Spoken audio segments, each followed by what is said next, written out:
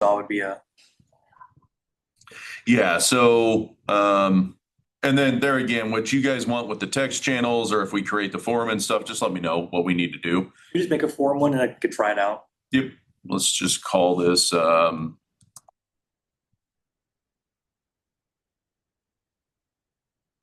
software. We need to change something, we can change something as we go there. Um Evidently I gotta create a bunch of stuff. So Sorry. You could just leave it alone. okay, it'll let it go. It's optional. It technically wants you to do it, but like the club Oh, one yeah. doesn't have any of them set up I already. guess you could do a new post there. Love that. Okay, yep. That's fine. So there again, however you guys need to organize this or whatever else, I'm more than open to whatever in there. Just send me something so that I can figure out what I need to do in there. You can send me a direct Discord chat for that purpose, or if we need to create a channel for support, or let's just do that. I don't know. We'll have 30 channels in here by the time we're done. Like a good Discord. But yeah, that's my intention is from here on out, you guys will be kind of collaborating in Discord, both on campus and virtual students. Like I mentioned, my GTA is going to be working on grading that and that portion. He'll help set up some of this polls or whatever you guys choose to do to pick out software. So next week on Tuesday, we'll meet and we'll do a recording over what you will be doing during the first week. All I'm looking for in that first week is you guys out doing research, figuring out what software is in there, come back with all those choices. Then we can have him put that together and put it in a poll or however you guys choose to do it. And then you guys can make some decisions. And then if you want to break into groups and work on deploying that in the background environment, we'll do that. If the backend environment is up and running by next week in the middle of the week, then we'll make sure everybody has access into it so that you guys can all start working at your own time. I requested door access to the door. Mhm. Like, can we come in here on I have night weekend permission for this. Yeah, I can add you to the door. Okay. Yep. Besides sorry. No, Just stay with me afterwards and I'll get you. Yeah, I was about to say. Besides just like going back to the modules, do you recommend it? Do you have any like recommended resources to like do like an all-in-one review type thing? I got everything added to Notebook LM. Have you gone on that? Because I have all the modules on there. Yeah, you're welcome to use the Notebook LM. You're welcome to use ChatGPT to do research. I mean, let's face it, everybody does that. So you're more than welcome to use those tools for that purpose because all it's going to do is give you a list of those software. Then you go do the research on the software. I don't even care if you ask it and tailor it. Hey, we're looking to do this in a classroom environment and we have 4 weeks. What would be the better choices? Probably a pretty cool prompt. And I'm okay with doing that with you guys next week. But the whole point of this exercise, just to be clear, even if we don't get a fully running up SOC and everything else, the point is that you guys learn how to do the research and learn how to explore the tools, get them deployed, that kind of stuff. That is what employers are demanding right now. Can you click that link for me? Depends. Am I going to get a pop-up? Just give me Cyrus, log in. Well, if you haven't, like, this is I use my personal account to host this because I have the pro version. But if you go down and you start typing or you click on the studio up there, you can do module 3 quiz. You can like do study guide stuff. You can say, but like what I usually do for like reviewing this stuff is say, hey, can you give me a quiz? Can you make me like a stuff, like give me something, and that way you can go through and like it gives you the answers when you do that, but you can at least go through and like, okay, I'll do that. I can also on my Notebook LM, I can make like a study guide and stuff off to the right.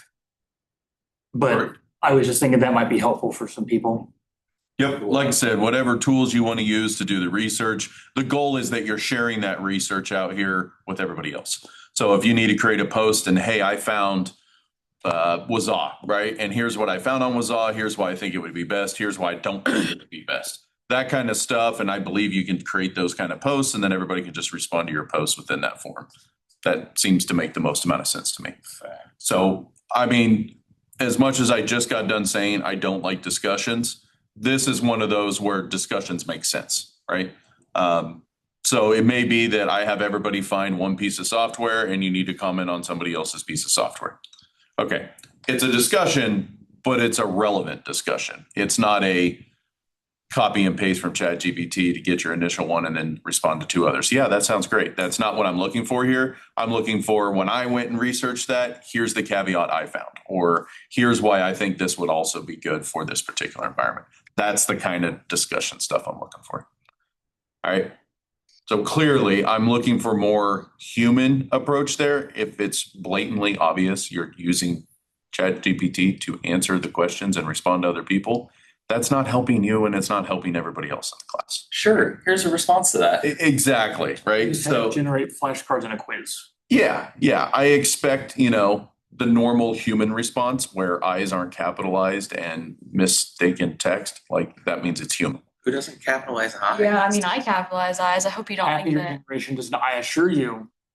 When I was Sure, you That's just- guys are in the similar 6-7 generation, right? So I'm good with it, whatever. But like when I taught, I hope you don't think it's AI if we capitalize our eyes. I have better grammar than that. Yeah. Like, please capitalize your eyes, and you can't say the letter U for you. No, I don't think it's AI.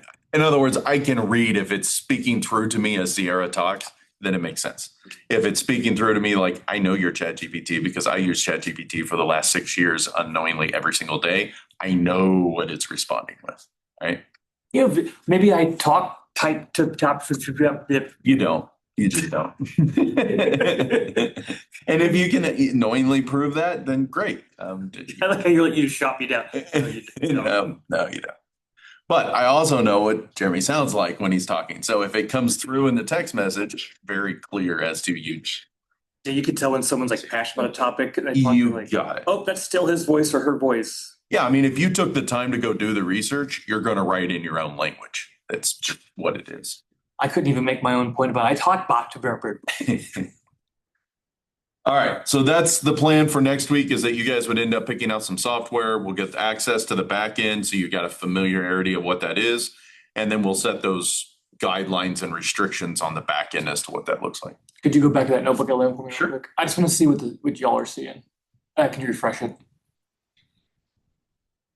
Yeah, on the right-hand side for everybody, I had to generate flashcards and a quiz. That way, if you want to review, like I thought those would be helpful for studying purposes, things like that. If there's anything you want me to add in there, I opened it up so all of you can type to it. So if you want to ask it questions or you want to have it generate your own quiz, you can do that.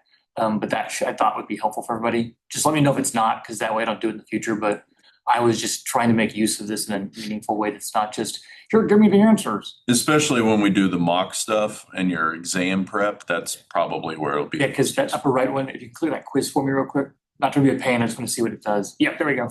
So I had it do that. If you guys have a topic, especially that you really need like me to emphasize on the quiz, I can do that too. So,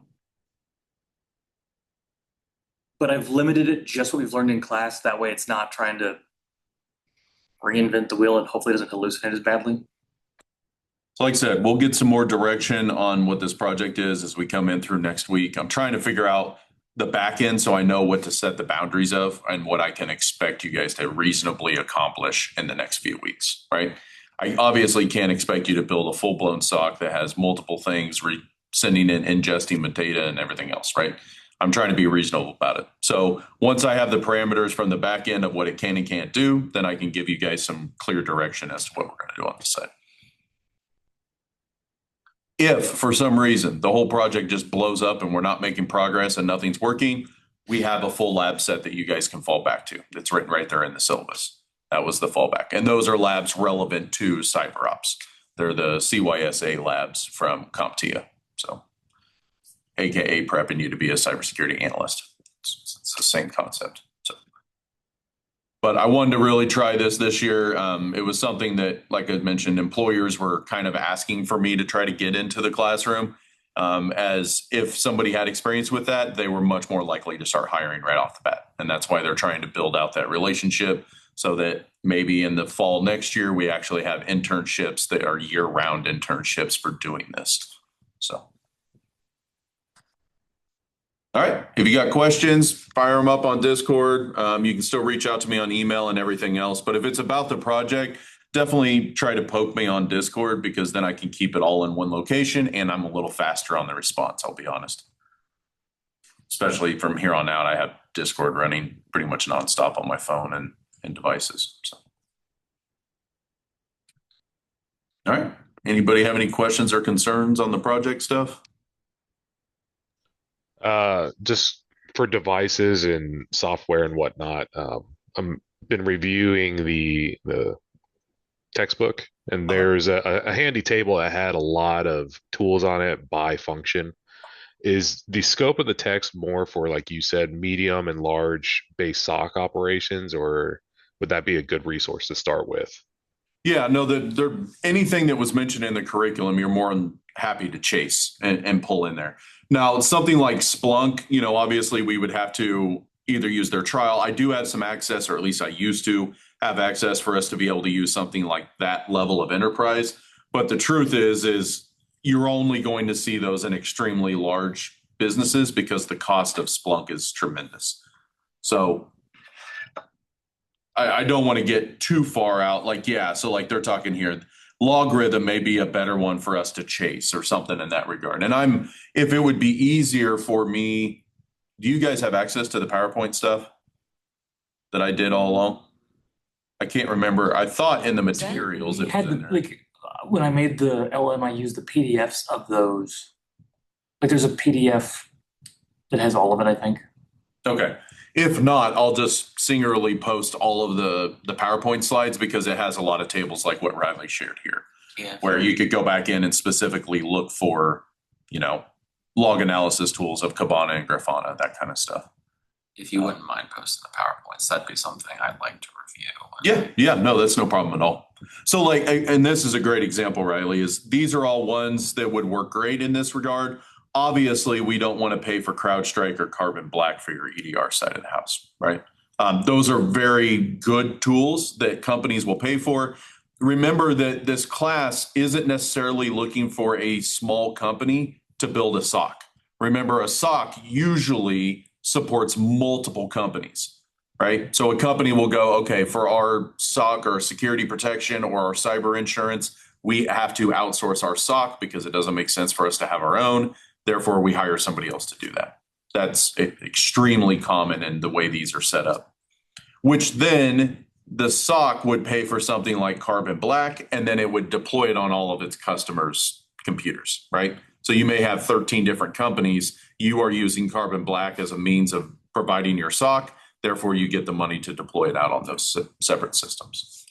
The same way on like the firewall appliances, we won't have a Cisco or Palo Alto Panorama, but we can use third-party tools. In this case, I believe we have OpenSense running, right? So OpenSense will be running on that. And what's nice with that at your router level is you could implement things like Saracata, which would allow you to have an IDS IPS. I encourage you to go look at that tool because that's an easy one for you guys to implement and then forward that data off to your SIEM when you get something set up. Who was it? Saracata. I know you have to pay for some of that, but there are some free community feeds like we've been talking all along. You can get the community feeds or the paid for feeds. So our scope for what you want us to do is you want us to like focus on really small SOC? Mostly focus on open source content at this point. Does that make sense? Like, in other words, we don't have a budget. So think I'm going to build a SOC without a budget or build it on a budget kind of thing. We have we have the hardware and the tools for that to happen. What we don't have is the money for the licensing. And you guys are just initially think of this as testing this for your own company to see if it's worthwhile in having. Then you'll go spend the money on the bigger software packages because they're also going to be easier to use. That again, all of this is based off what an employer called me early in the semester and said, hey, if students just had exposure here so they understood what Kibana and Grafana actually do, then we will train them on the big boy tool when we find it, kind of thing, or what we had actually enhanced there. But if they can speak that language, all they have to do is change the back end to understand what they're doing at a different tool. I might put a little asterisk there, and like we do have the hardware, but there's also limitations to like the speed of the hardware. So yeah, and we're gonna see how some of these run. We don't have. There's the speed of the hardware and everything else, but we also don't have 300 endpoints. We're only going to have about 10 to 15 endpoints if we come up with it. Yeah, you just mentioned the IPS IDS thing on OpenSense, and like that particularly, Kaden and I have tried. I don't think that one in particular, but it's pretty detrimental to your speed. It's better to have that where you're doing a log collector somewhere else and not necessarily at the router. Oh, I see what you're saying. And there again, that's the deployment strategy. Just like Security Onion, you can deploy Security Onion as a VM and tell everything to go to it. It's great in a home lab environment. It will straight crater itself when you get into production. And even Security Onion describes that, right? It's a fantastic package. It works extremely well for understanding how everything fits together. But when you go to do it in deployment, you actually peel off pieces of those individual packages and run them on their own separate systems. So that's what I'm looking for you guys to do, is basically peel those apart and deploy those on separate collectors.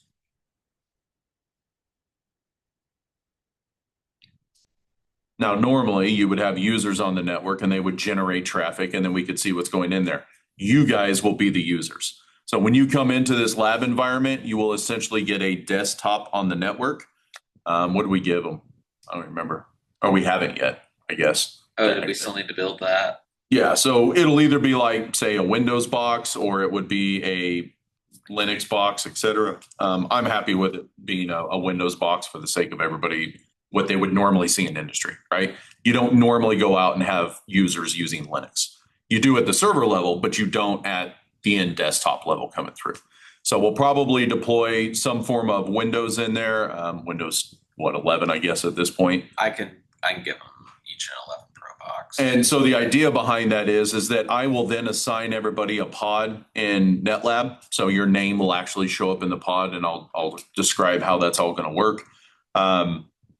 Then when you come in as your reservation, it's your VM. And as a matter of fact, I will keep that at this point. I plan to where it will not reset at the end of the reservation. It will stay. So if you do research through your VM to deploy something over there for testing or whatnot, you're not going to lose your data as you go through the semester. The server I'm using is dedicated right now, so we shouldn't have a space constraint. The other part of that is that when you guys choose to deploy an EDR, say you use Wazaw's EDR, just throwing it out there, then we will have everybody deploy it on their individual machines, and you guys will be the users of the network.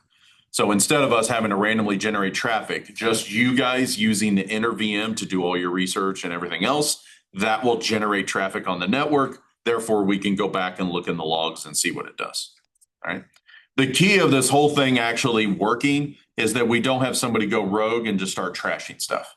If we see that, it's clearly going to be in the logs. It's clearly going to show that kind of stuff.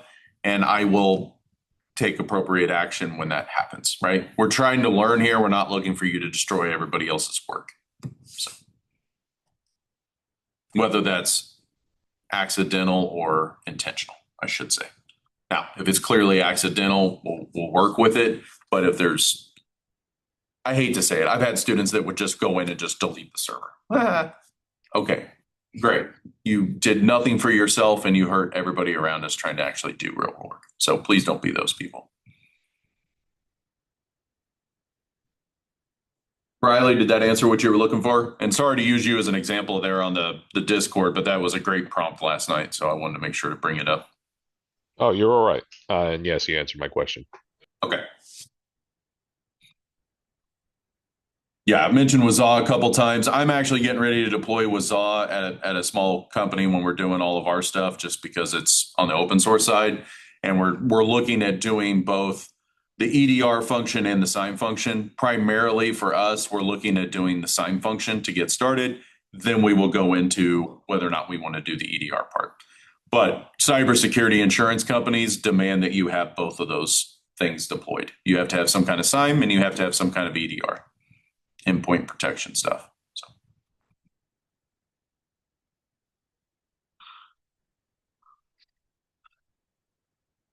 Cool. Anybody else got any questions? All right, I will save this recording, and then basically when we meet throughout the semester here, I'm just going to record class live. So you may have to listen to it at 2x if you need to go back and find something out of it, or throw it in notebook or whatever else to get the content out. But that way the online students have an ability to hear about what we're talking about here in the classroom.